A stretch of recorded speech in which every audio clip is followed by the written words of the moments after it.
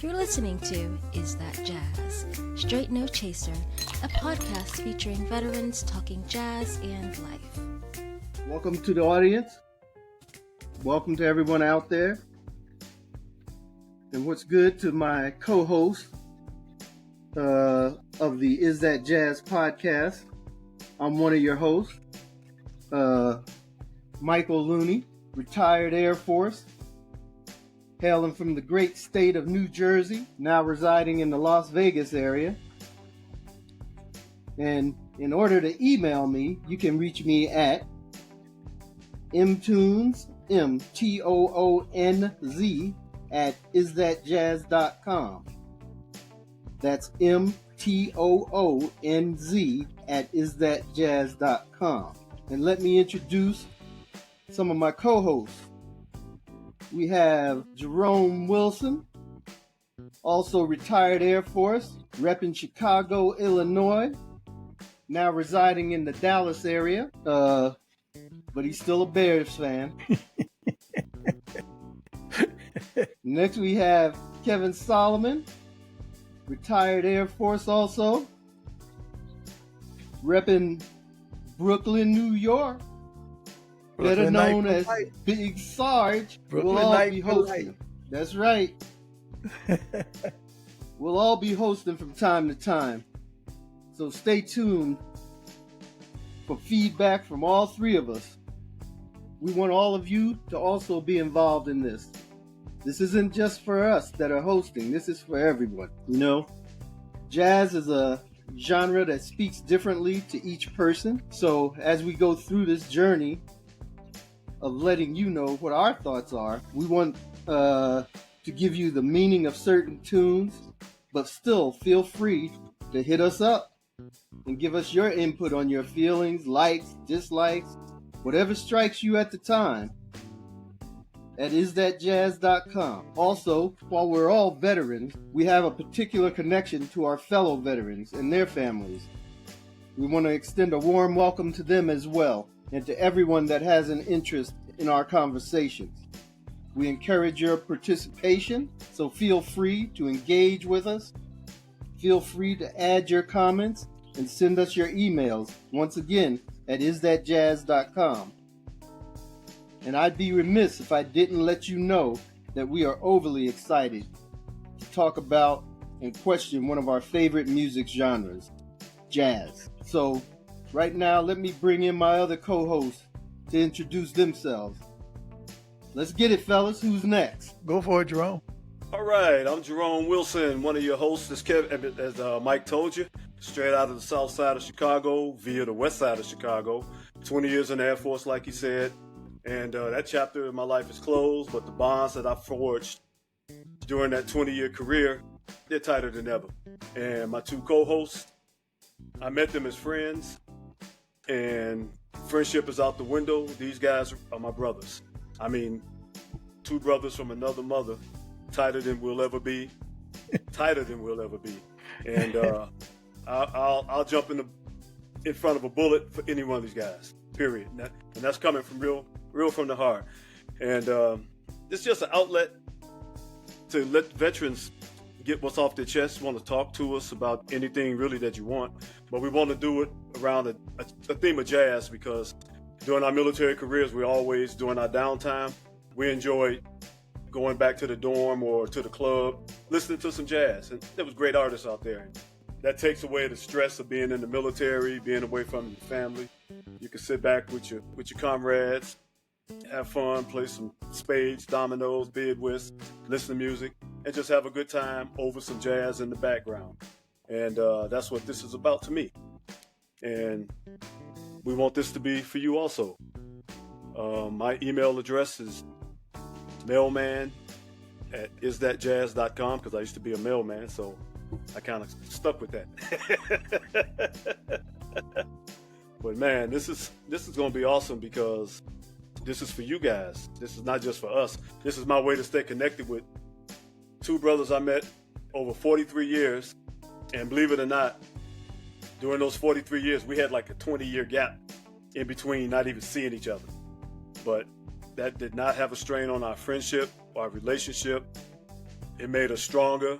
And every time we got together, it's like we were just together yesterday. But now with this podcast, we see each other every week. And maybe one day Kevin will run back some of the bloopers we've done, and you can really see some behind the scenes of what's going on with Amen. With three guys in their 60s trying to put something together with modern technology. We finally got it cooked now, so we doing okay, man. But that's all I got to say right now. I just want to pass this over to Kevin so you can get to know who he is, and you'll get to know who I am and Mike over the course of the next 10, 20 years, I hope. Well said. Because we're not going nowhere. We're going to be here. We're going to be right here. We're going to be here. And hopefully we can give you some value to your life, and you can spread that to the people that you know. Because if we can't give you any value, there's no point of us being here. Just, we don't be a bunch of clowns up here just talking. We want to have fun, talk about real life experiences, but we want it to be of value to you. True. That's all I got right now. Kevin, right. Take it away, brother. All right. Hey, look, you might even see some of those bloopers at the end of this episode. All right. Hey, look, I'd like to welcome y'all to the Is That Jazz Straight No Chaser podcast. Okay. My name is Kevin Solomon. I hail from Brooklyn, New York. As I said earlier, Brooklyn Night for life. I presently reside in the state of Florida. Hey, look, I'm like lost for words. I'm so excited right now. I'm just so glad that we finally got to the point where we're actually recording our first episode. You don't know what we had to go through just to get here. We like, three old dudes. I wouldn't say we three blind mice, but we was close to it, But just getting equipment together, finding the right software, and it was a blast. It really was. It actually brought us together. As Jerome was saying earlier, we maybe got in touch with each other once a year, twice a year, or something like that, via phone calls and what have you. But trying to put this podcast together, hey, we were seeing each other 2-3 times a week and whatnot. So it's like. The friendship is still there, the camaraderie is still there, and the jokes are still there. I mean, we talk about each other like crazy, But look, I'm glad that that our theme to this podcast is jazz. We put this podcast together so we can relate to you our military careers, the stories that we have to tell, some good, some bad, some funny, and also how jazz influenced our career, how it influenced our life, not just our military life, but our family life as well. So we want to share that with you guys, okay? We want you guys to be able to, we want to hear from you.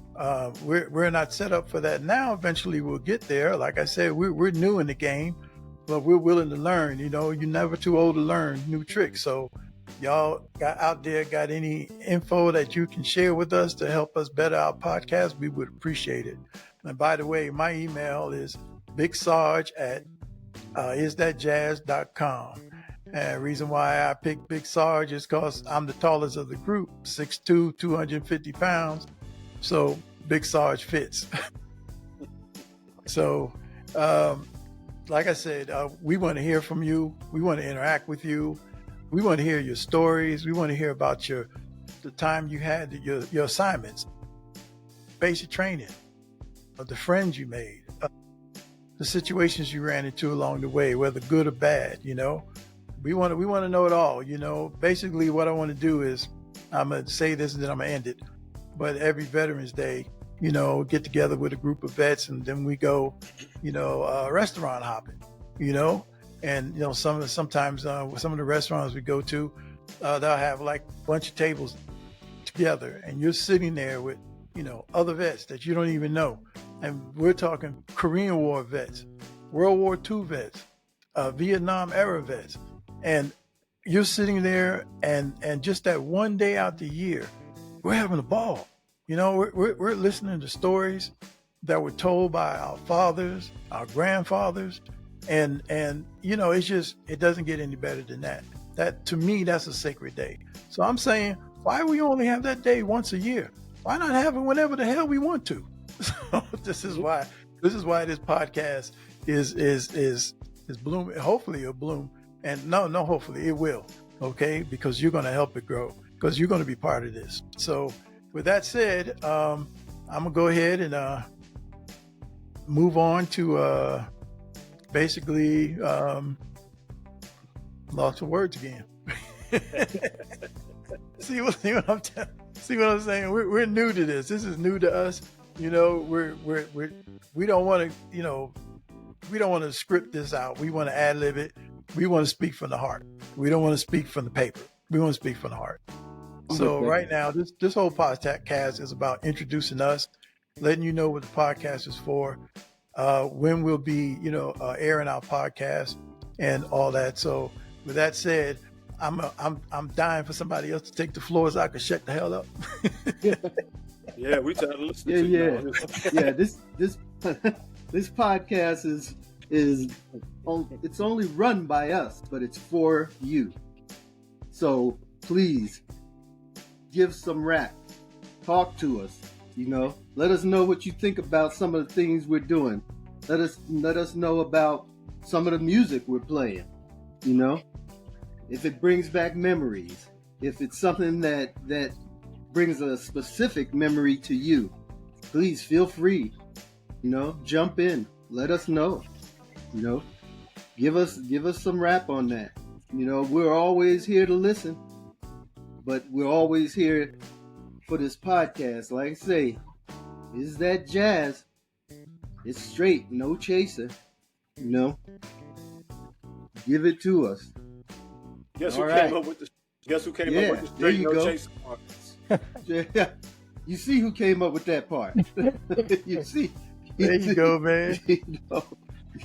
I joined you, Jerome, but I drank my one and only Heineken Double Lot yesterday. That's okay. On Memorial Day. you and I had our drinks before. We had plenty. Well, matter of fact, since we're on that subject right now, I got one. This is how I met this guy named Kevin down in Lackland Air Force Base, San Antonio, in August. I believe it was August of. I think it was 81. 81. Yep, August of 81. I'm sitting in the day room. Nobody in there. Girlfriend at the time, which is my wife now. I'm talking to her on the phone, and this guy bebops into the day room, has a big bottle of scotch. Passport scotch. And then he goes over to the pool table. Like I said, it was quiet in there. Wasn't nobody in there. And then he's tosses the balls on the pool table. Then he starts hitting the pool balls. So I told my wife, I was like, I'm gonna call you tomorrow because some fool in here shooting pool now. And I can't hear you. So we hang up. I look up at him and he's like, "Hey man, my name's Kevin. What's your name?" I told him my name. "You want a drink?" And you know what? We've been friends ever since. No joke. I'm serious. Y'all took it there, huh? Passport. Yeah, I took it there. Passport. I don't even know why I was drinking. I think it was the cheapest thing in the package store. There you go. We weren't making a lot of money back in them days, so yeah. What was it, like $4 or $5 a quart? Probably. Yeah, man. But, package store. Those package stores. Just to let your youngest know, back in the day, it wasn't no milliliters and liters. It was quart, pints, and quarts, and ounces. Even half pints. Half pints. That's right. Yeah. Man. Something to put in your back pocket. In your back pocket. That's it. I mean, you didn't go to the store and ask for a milliliter of OE. No. You asked for a quart of OE, know? QT. Man. Let me get a QT or some OE, Yep. Yeah, man. We didn't even call them 40s. They were quarts. That's it. That's it. Even though it was 40 ounces, we would still call them quarts. That's right. But little did I know that meeting would turn into a 43-year friendship. I really. Yeah. But in the military, my experience was, you get around people, you're gonna click with some people. You're not gonna click with everybody in the military. It's just too many people are from too many different places and too many different personalities. but you found your core group that you're going to click with, because you need, in that environment, you need to know who's got your back. Because you never know what situation. Yeah, we're in the Air Force, the Chair Force, as some people call us. So we, because actually we scored high enough on the test to have a choice. I'm gonna go there. I'm gonna go there straight off. I hear the Chair Force every day, so I'm going the way I'm going. But everybody had a choice. Everybody had a choice. Some people chose the Marines, Navy, and Army. Yeah, and but we all brothers in arms. But we all brothers in arms. And I joke about the test and all that stuff. Yeah. But that's the way it was. And yeah, man. That's where I met this guy. Yeah. And we just bonded, man. I knew he had my back, I had his back. And pretty much, when they say love at first sight, this was friendship at first sight, really. Yeah. And the whole cool thing about it was really the only assignment that Jerome and I and Mike and I were really stationed together was one, I believe. I was stationed with Mike in Masawa Air Base, my first duty assignment, Masawa Air Base, Japan. I was stationed there with Mike. And after that, Mike went his way and I went my way. But we somehow or another, even after Mike got out, we all wound up in Colorado. And that's what's funny, because that's true. Because we was in tech school together. Kevin went to Colorado Springs. I went to Denver. Right? Then Kevin said, "Hey, I know somebody in Denver." I was like, "Cool," because I ain't know nobody in Denver. Yeah, that was when Lowry Air Force Base was open. That was Mike. Yeah. Right. And then Kevin had a car, and Kevin said, I was going to fly up to Denver. Kevin's like, "Hey, I'm going to Colorado Springs. I can just drop you in Denver." I was like, "Okay, cool." And then when we got to Denver, he introduced me to Mike. Same thing. Mm-hmm. It wasn't no pool balls involved or nothing like that, but but it was no passport scotch. Not at all. No, we kind of upgraded a little bit. Yeah. But it was an instant friendship, and I've been friends with him ever since. Seriously, because Kevin left. You went back on leave to New Jersey or something. You left Mike your car, and I'm in the dorm. I didn't know nothing, so I walked to Mike's house all the time. Just to get up. Mike was that close? Yeah, it was. It wasn't that close, but it was close. Yeah, okay, I remember now. Yeah. It was out the gate, and you go west, and then you keep going west. And if you went too far, you was at Stapleton Airport on the runway.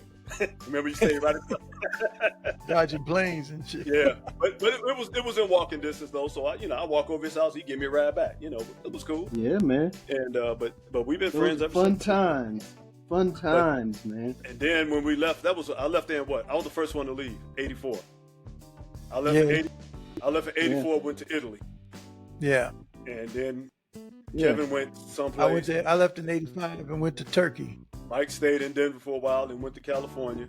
Yep. And that was the last time we seen each other. Yeah. Together. Right. Together. Yeah. I mean, all three of us. Then I saw Mike when I left Italy, came to Texas. Mike came to Texas one time. He was he took a flight and had to spend the night. And I went to pick him up. I just started the post office, so I couldn't miss no work. So I brought Mike to the house. He slept on the couch. Yeah. Early that morning, Mike, I got to go to work, man. I can't be off. But he got back to the airport, and I seen him there. Then he came back again when he did a radio spot, and he'll tell you about that. So that's 2 times I've seen Mike. Then I saw Kevin only 1 time since then when I got to Offutt in Nebraska. He came TDY. I came out there at TDY. I was working. I was stationed at Wright Pat at the time. Right. Working out of the wow, man, it's been so long. 1815th Operational Test and Evaluation Center. Ooh, you and remember? we would fly worldwide. You remember that like it was yesterday, didn't you? Yeah. We we fly worldwide testing and troubleshooting secure communication equipment. So we had a TDY out at Offutt, and that's when I caught up with Jerome out at Offutt. And that was the first time I've seen him in years. And then we went our ways again. But here's the fun part. Mike went to the Pro Bowl every year. And then it was in Hawaii at the time. He used to always say, "Man, come go to the Pro Bowl. Come go to the Pro Bowl." And I said, "I can't go." Like, going to the Pro Bowl. I said, "I never took my wife to Hawaii." so I can't go to Hawaii without taking her. Yeah, you don't want to do that. Yeah, so I never went to the Pro Bowl. That'd be kind of rough. Real rough. You'll be finding residents in Hawaii. You ain't lying. And then the Pro Bowl moved to Orlando. And the first year, I bought a ticket and I couldn't go. So I called up Kevin. I said, hey, man, I got this ticket to the Pro Bowl. All you got, Mike there, all you got to do is get the ticket and you can go watch the Pro Bowl. So Kevin went and did that. The following year, it went there again. So I made sure I got there and I took my son. I took my son with me. Yeah, I took my son too. Yeah, Kevin brought his son, and I specifically. And Mike, your son was there too, right? No, that was his brother. No. That was the first. Brother. That was the first one was his brother. It was your brother. That's who it was. I'm sorry. Yeah. And your brother-in-law. And brother's-in-law. Yeah. Yep. Donald. Was it Donald? Oh, Donald. Yeah, Donald. Donald. Yeah. He did. Yeah, he came with me that time. Yep. Yeah. But the second time I went, I told my son I wanted him to go. And he's like, well, I gotta go. I said, because I want you to, he was always talking about friends of this and friends that. I said, no, I want you to meet real friends. Yeah. Yeah. And at that point, and this was in what, 2016 maybe? I think. It was 2018 then. 2016, 17, 18, one of those years. Yeah, it was. Yeah. Anyway, yeah, right. That was the first time us three was in the same room together since 1984. Yeah, that's saying right. a lot. Yeah. Hey, 1984. We three had never been in the same room since 1984 together. Yeah. That's crazy. But the friendship and the brotherhood was still there. Still there. I must say that's one thing the military brings. That's it. That's it. You will remember. You may see somebody that you haven't seen in 10, 15 years, and you walking through an airport, and you look to your right, and you look to your right, and you're like, "Hey, man," and you look at each other, and So like, a lot of camaraderie. Like Craig and Rich from Misawa. Remember Rich? He was from Japan. He was from what was Richie he from? Rich. He was from. Where was he from? He was from Akron, Ohio. Akron, man. that's right. He was from Akron, Ohio. Yeah. Man, that boy was crazy. He was out of Akron, Ohio. That boy was crazy. But hey, Mike, going back to talking about Misawa, I remember when my second day there, when I got my assignment, I thought my assignment didn't come back and say Misawa Air Base, Japan. When I got my assignment, I was in tech school. It said that the island of Honshu. So I'm like, where is that at? I was like, well, that's in the Pacific. So I'm thinking I'm going someplace, 90-degree weather, palm tree, beaches. I'm thinking, hey, this is nice, man. This is nice. I found out later that Honshu was the actual name of the island, the actual name for Japan. Yeah. And so I'm still thinking, okay, Japan. I'm not thinking snow now. And I stepped off when I flew into Misawa and I stepped off that C-130. I was knee deep in snow. I was just going to say, when you got there, you was thinking snow. I didn't believe it could snow that much in Japan, but man, I was deep. And this was like in June or something like that, man. I'm like, what the heck? Knee deep in snow. But I'm gonna tell you what, though, as far as music and jazz, second day on the base, I went downtown to Abenas. Remember Abenas, where you can buy a whole stereo system and buy it on layaway, take it back to the dorm, and make payments on it. Every dorm had at least $100,000 worth of stereo equipment in it. The cool thing about it, nobody locked their doors. We didn't have to. You didn't have to.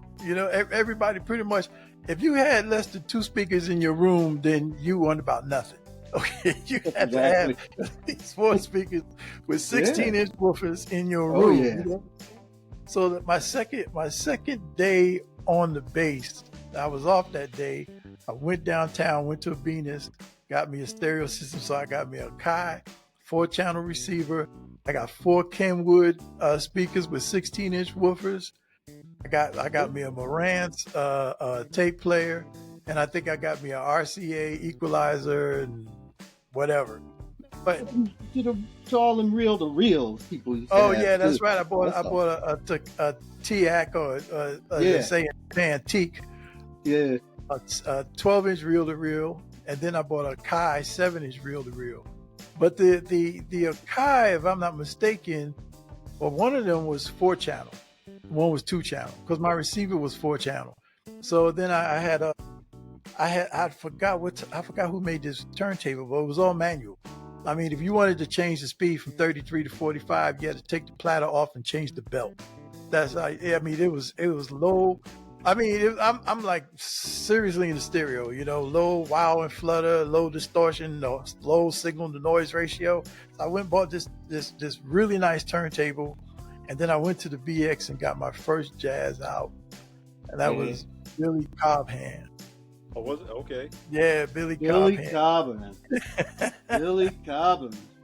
Took that back to the room, threw that on the turntable, and he played a 4-channel synthesized drums. Woo! I just listened all around the room, man. That drum beat was flying all around the room. That was my first taste of jazz. That's about as close to live I could get back in the day. Yeah, man. Shoot. I don't know how many people out there still remember Billy Cobham. Oh yeah. Man. It's so many out there. That man was people coming on top something of else, man. Yeah. I mean, he used to do. I ain't played none of his in years. You know that? Yeah. I don't have that system anymore, so I don't even have my albums anymore. But still, that was an experience for me. I didn't get rid of my album. Yeah. Yeah, man. I didn't get rid of them. That albums used to be the thing. I tell you. Especially Mike turned me on to a lot of jazz when I was in Japan. Man. And my sponsor too, Reginald Cease from DC. God bless his soul. That man was real. So that's where you picked up jazz at, was in the South? I picked it up in Japan. Coming from New York back in the 70s, I ain't gonna lie, it was in disco, Studio 54, and then rap came out right before I left in 77. Yep. And so I was just we had started this little DJ group. We called ourselves Sound Pro Disco. I mean, I used to listen to WBLS, what was it, 107.5 on your FM dial, I believe it was. And I used to listen to the Quiet Storm at night, and they played, all jazz. You remember that, Mike? Yep, I do remember the Quiet Storm. I remember all that with WBLS and all that. Yeah. Or even was 105.7. I'm quite sure it was it 105? Yeah, I think so. 107.5. I always get it mixed up. But still, that's what chilled me out at night when I came home from work, and I just wanted to lay my head down and hear some smooth music, turn on the Quiet Storm. So I mean, I was listening to jazz before I left New York, but I really didn't get into it, like paid much attention to the artists, the sound, how it affected me, really. Because until I met Mike, till I got to Japan. Yeah. Remember Frankie Crocker and all them? Yeah, man. That's Frankie Crocker. Oh man, that's taking me way back. So you know the deal between Frankie Crocker and the Isley Brothers, right? I don't even want to get into that. Oh man. Gee. Man. Gee. Yeah, man. That's it, man. So I mean, growing up in New York, like I said, I listened to the Quiet Storm, and jazz was my escape from the city. Without a doubt, it quieted things down. Where I lived in the projects. I lived on the 8th floor, 6th floor, and the bus passed by my building every 20 minutes. I mean, you always heard gunshots. You always heard people screaming, cars, tires screeching. I mean, there was no peace. But I get in my room, put on my black light, turn my lights off, put on my black light, close the door, and just put on WBLS. Yeah. And that took me away. And then all I thought about was, don't get me wrong, I love New York. If I had to do it all over again, I would. You get an education growing up in a city that you wouldn't get nowhere else. But I knew there was more to the world than just New York. and all I ever thought about was just not getting away from New York, but traveling. Yeah, You know, man. meeting new people. You know, Yeah. going new places, and you know, learning other people's ways of life and customs and food and stuff like that. Mm. So you know, jazz did all that for me. Yeah, you know, I like what you said, man. You know, with the hustle and bustle and always moving and stuff, you know, what you said was jazz slowed things down for me. Yeah, You know, and that makes sense. You know, it really did. You know, I feel the same. It kind of slowed things down for me. My brother was the first one that turned me on to jazz. You know. And y'all know Kyle. Y'all know you, Kyle. Mhm. You know, he's the first one that turned me on to jazz. And for a while there, you know, like you were saying, you know, you in that New Jersey, New York area, you getting that disco beat and all of that, you know. But then, you know, all of a sudden, it's like, wow, what is this? You know, what's this new thing happening? You know, you figure out jazz, and then all of a sudden, everything started to slow down. You know, just nice and easy, but you know, and you get that good sound, and then also you get that. You can also get that heavy beat, like we was just talking about Billy Cobham. You know, you can also get that, but you know, it just, there's such a range, you know, within jazz. You know, it could go from that. yep, in the same song. Yeah, that's the thing. You know, Song. that's the whole thing. Yeah, man. Like Stanley Clark, Vulcan Princess. Ooh, yeah, Yeah, man. that's a cut. That's a cut. Man.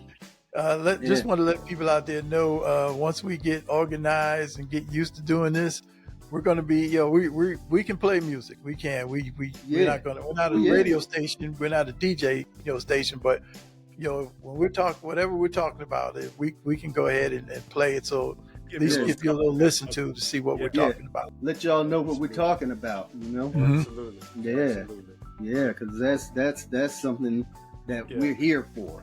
That is part of our purpose here on this podcast. That's right. To Jazz let is you a great know what influence we're in talking music, about. too. Very good influence.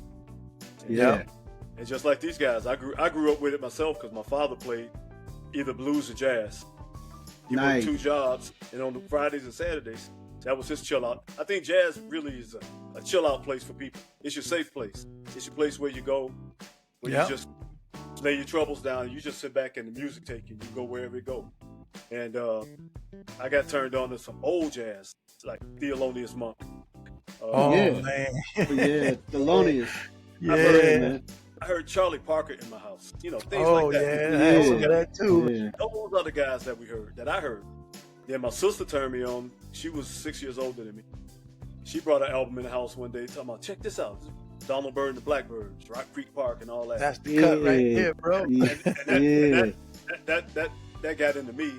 And I used to play guitar. Started playing guitar when my father brought me a guitar home one day.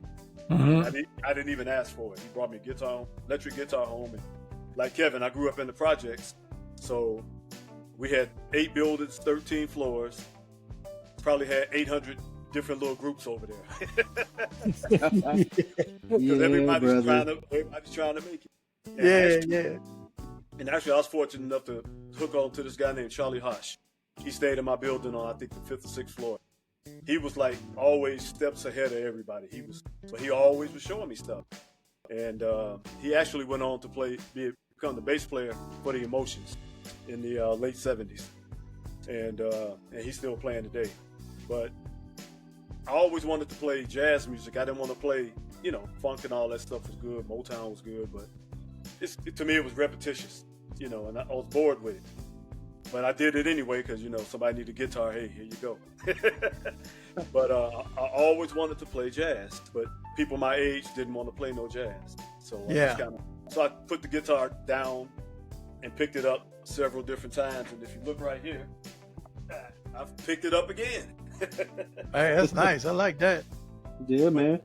But the thing about it, it's a gift that I got that I didn't cultivate, and that's my fault. But and today I sit down and I can still groove with some music, and I've thrown some jazz music, and I look at the chords here. Hey, but I can still jazz. I jam with it. But that's just for myself, That's, Yeah, there you that's go. my- That's what it's about, That's for my inner peace. I'm not looking for an audience or nothing, but I just get right, there right. and say, hey, let me learn this song. And I found out at the age of 68, your fingers don't go where they used to. No, they go where they want to, not where they used to. They go where they want to. Mike, they go where they can. Yeah, shoot. So sometimes your chords might not be in the right. It might not be the right chord, but it's fun. But it's fun. And that's what it's about, man. And That's what it's and about. even when I joined the Air Force, even in basic training, you go to the rec center, and one day I heard somebody playing some music, and I was like, "Where'd you get a guitar from?" He said, "Oh, you can sign out a guitar over here." So I went to sign out a guitar, and we sit there and we jam, and somebody else come up, sign out some drums, and we'd be sitting there just not playing nothing, but playing something. Somebody start with an instrument, and you just join in, and we do that for hours, and that was Good fun. stuff. That was fun, Yeah, man. So that's That's where I'm good from stuff. with the music part. Yeah, I wish I was like that with jazz. I mean, jazz was my escape. Everybody, my friends were like, they were in the disco, they were in the rapping, they were in the, we had, like I said, we had our own little group called Sound Pro Disco. We used to DJ at the community centers in the projects, and then we DJ for the little small corner bars, and we just wherever we could make $50 a night, something like that. Yeah. And whatever we made off our little ventures, we just went downtown and bought more records. You know what I'm saying? There you go.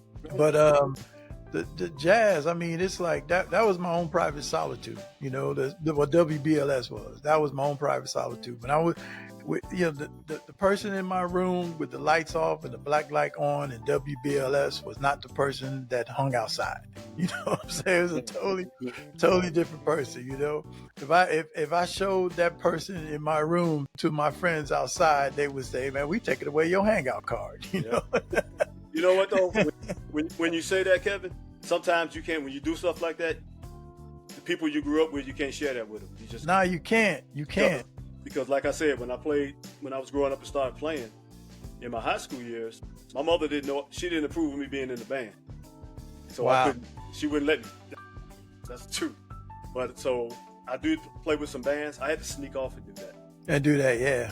And I did not even tell the guys in my neighborhood because I would go, being from Chicago, from the West Side, I was always back on the West Side most of the time. Yeah. When I wasn't hanging in my, my new neighborhood.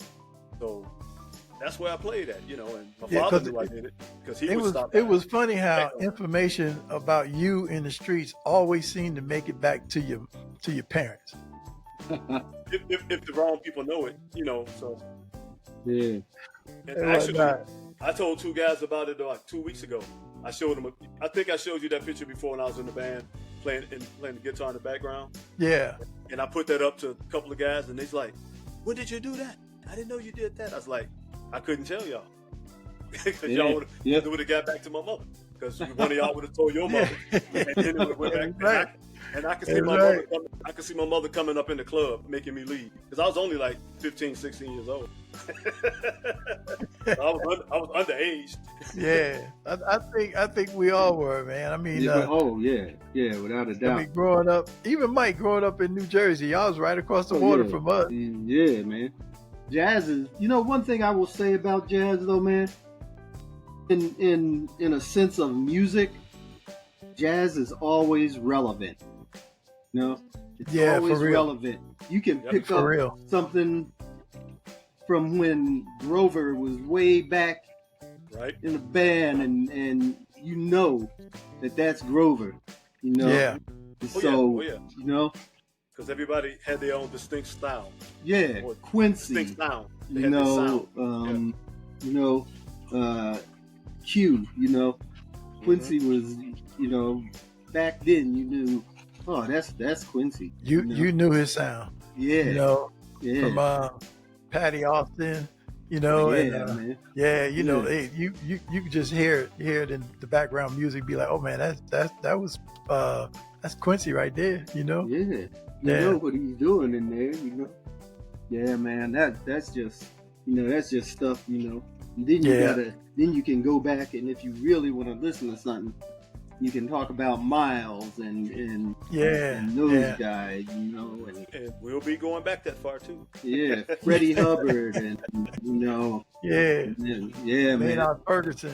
yes, Yeah, man, Maynard used to blow that horn, man. blow that horn. Yep. Ooh, man. Everybody knew who Dizzy Gillespie was, but not too many people knew who Maynard was. Oh, He man, would blow that horn. without a Tell doubt. Yeah. Was that French horn he played? Yeah, No, it was a man. Yeah. He played everything. That Yeah, he did. He played he would everything. switch up on you, And Sure I did. mean, man, he was really with it. Yeah, Oh, yeah. I used to love listening to that. You go home, and when you had a little record player, you Yeah. you had one of them. That's all you had. That's A it. little record player. A little And you penny move it- sounding record player. Yeah. They even And you had move it 33 and a thirds back then. I was Back gonna then, yeah. say you move it over to 33. Mike, the record was bigger than the record player. Remember that? I know. Hey. It'd be bigger than the wheel. Like, is it gonna fit? Yeah. Gonna play? And as we laugh at that, my father had stuff that was 78s. 70. Oh, hey, we did too. We did too, man. We had a lot of 78s. Because I used to put the 30, We had Count Basie. This was my mom and dad's records. Count Basie, Yeah, it was. Billy Holiday. Yeah. Oh, I mean, wow. we had some old stuff. So old Nat King Cole ooh, on 78. ooh. Yeah. Yeah, man. Even had the Temptations album Cloud 9 on 78, bro. I don't Really? know. Oh, wow. I don't That know. wasn't Wow, even wow. That wasn't even that old. Y'all must have bought that one What from you Korea. wanna be? Yeah, Cloud 9. Yeah, Yeah, that was Man, a cut that- right there. yeah, man. Shoot, that's way back, bro. If you really want to have some fun, you put one of them 33s on 78 and watch it go real fast. That be sound like Alvin and the Chipmunks. Yeah, for real. Exactly, man. You used to do that as kids. Oh Man. man. You had to do something. Then you get in Yeah. trouble because you done met my Oh, father. that's what- yeah. Up my albums. So, like, my grandmother had one of those stereo consoles. You know, it looked like a piece of furniture. Yeah. And you open it up and it all light up. The knobs light up. You know, had like little white ivory knobs and stuff. Hey, you couldn't touch that thing. You couldn't touch that thing. Better Boy. not. Better not. Yeah. So my Yeah. grandmother's living room, she lived in the projects too, but so in her living room, you couldn't go in her living room. That was the museum. You know, Yeah, you man. couldn't go. You know, all You you could got look. all that. You got all that plastic on the couches and chairs. You can look, but you can't go in there. You can't sit on nothing. Right? No, man. You can't be Oh, sitting on man. that stuff. Man, I remember Yeah. that. Those were the days, bro. But Those just were the think, days, man, man. jazz days. been around Yeah. for so long. And that's Yeah, why I it has, say man. it's just, it's something that's never gonna die Yep. because No, everybody's keeping it alive and everybody's this keeping it been around. alive. Everybody and their mama is sampling it. You know? Yeah. Do you know that this is something that I never knew about Bob James until I read something about him. Mm-hmm. He is the most sampled Yes. artist Yes. for hip hop. For hip hop, I read that too. Hop. That freaked The- me out. I'm like, Me what? too. I was like, huh? I said, Bob James? I mean, you don't think about it, but I guess, man, he's playing that piano. He's doing stuff like that. He's Yeah. he's multi-talented, so that's really something, man, to think about. Yep. But you know what though, man? Jazz is in good hands when I think without about a it. doubt. Without a Because doubt. you turned me on to Jazz in the Park in Las Vegas. Mike goes to these free concerts. It's called Jazz in the Park. Mhm. The first act are these high school kids from Las Vegas Academy of Arts. Yes. I mean, high school kids. And Yeah. I live streamed it 2 weeks in a row.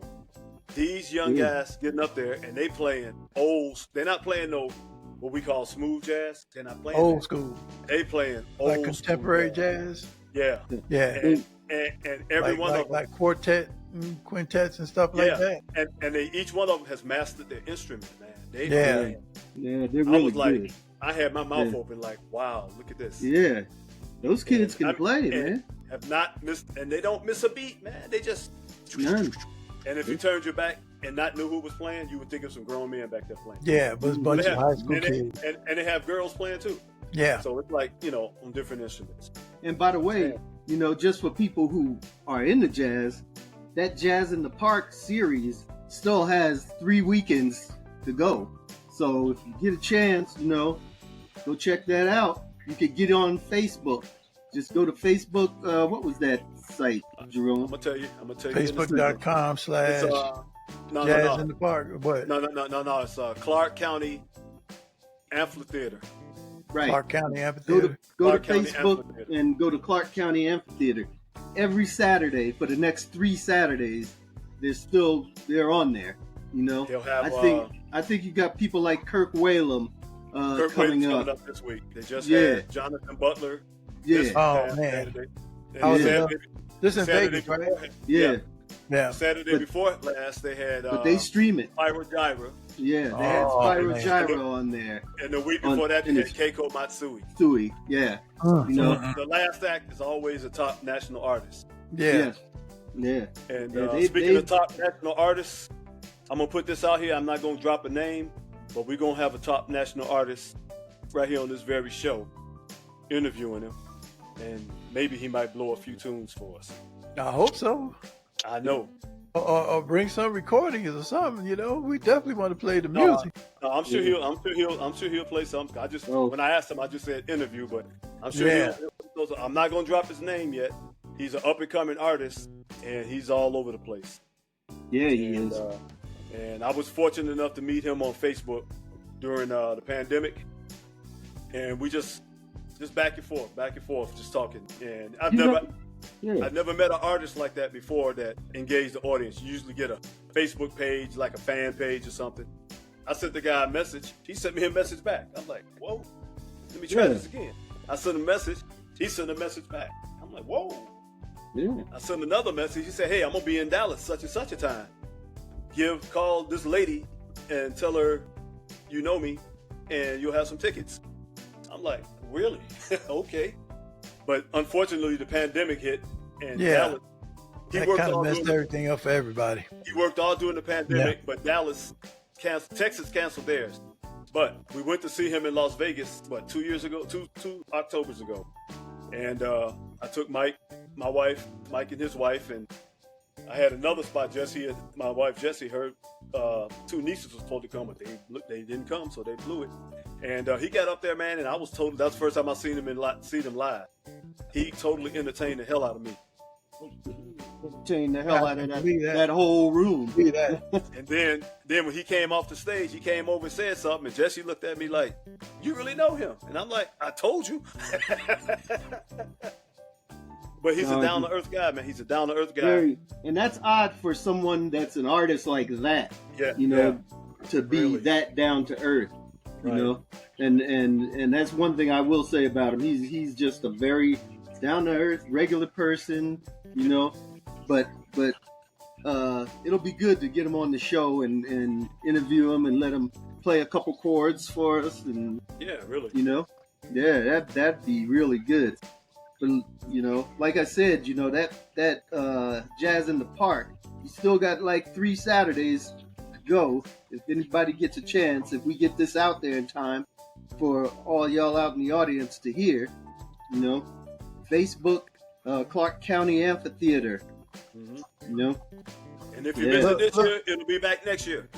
Mike, we should be able to get this out there in time because, look, I just want to let y'all know, we've been running our mouths for over 50 minutes now. And the thing about it, we were worried about, man, we have enough content? We have enough to talk about? And we had 50 minutes. And we were talking about, all our podcasts were just going to be, 30 minutes long. We done blew that 30-minute time slot. So I think with that said, tune in next time. Bring your buddies, bring your family members, Bring everybody. Yeah. From Big Sarge, peace Yeah. out. All right. That concludes this episode. We hope you enjoyed our discussion. Is That Jazz? Straight No Chaser airs every other week at the same time and on the same day. YouTube viewers, please subscribe. We also encourage you to leave a comment and share your thoughts on our podcast. We'll be sure to reply to all comments. Goodbye for now and stay safe.